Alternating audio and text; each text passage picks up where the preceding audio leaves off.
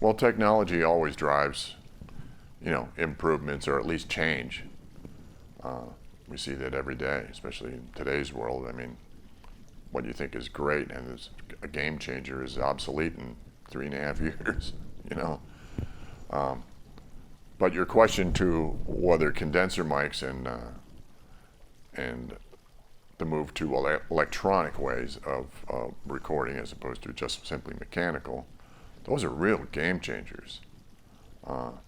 And speaking to condenser mics, just for those of you out there who don't really even know what the three kinds of microphone design are, they are dynamic, okay, condenser, or sometimes called capacitor microphones, and ribbon microphones. Real quickly, a dynamic mic works the inverse of the way a loudspeaker moves, okay? And a loudspeaker, you have a magnet, and you have a piston, and you have a speaker, and as you put signal, you put AC voltage into the magnet, it makes the piston go in and out because it's alternating current, and it makes the speaker move, which moves the air, which produces sound, and that's what we hear, right?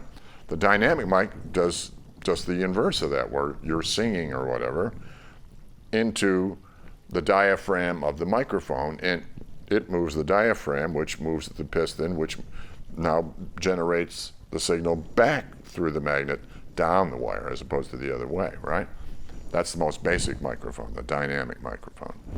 Then there's a condenser microphone, which instead of having a piston, you have two charged pieces of plastic, and as they get closer or further apart with sound pressure, they induce a current down the wire, and that's the signal. And then there's ribbons, which do something similar with opposed to the capacitor. So it's the three different kinds of mic design. And the very first ones were dynamic, and then ribbon mics became very popular because they're very rich sounding and very flat, really accurate, good sounding microphone.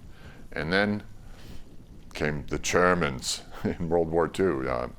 They came up with a great design for condenser mics, and the hope was that you could record an entire orchestra with one microphone, and that's what the U-47, I believe, was the one that they initially designed.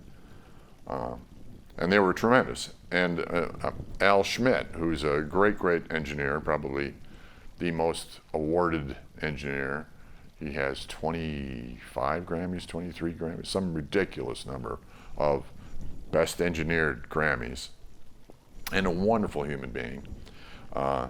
He was in New York and then moved out to Los Angeles to relocate, probably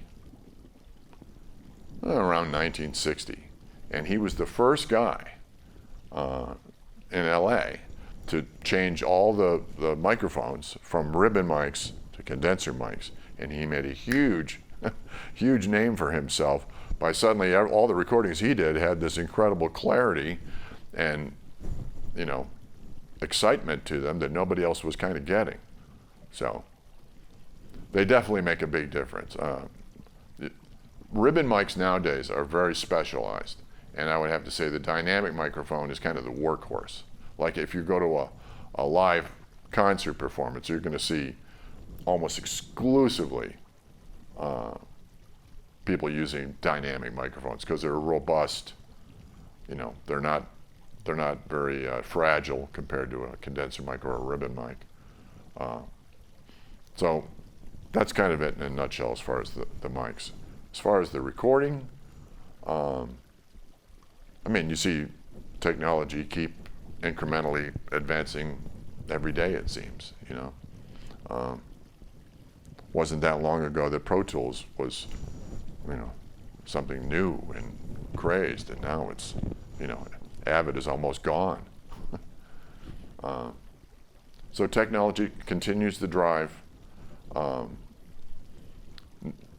new things in music. Look at Antares. Well, your young kids probably have heard auto-tune for the last 5 or 6 years. That was developed to literally just pitch fix the odd note here and there on a recording. And now it's a vocal effect that everybody overuses. So technology not only helps the music industry advance, sometimes it helps the music industry go back. Some stupid music like that.